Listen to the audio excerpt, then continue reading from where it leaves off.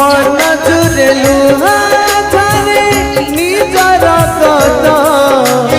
दूर ठू दूरे मन जुरे लुहा झारे निजर कत दूर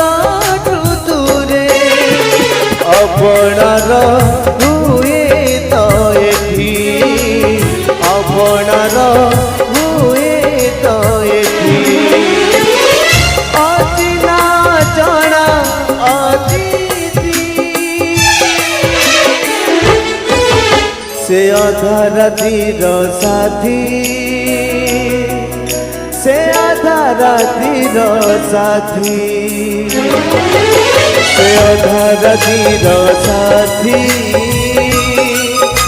से आधा रातिर साथी से आधा रातिर साथी से आधा रातिर साथी।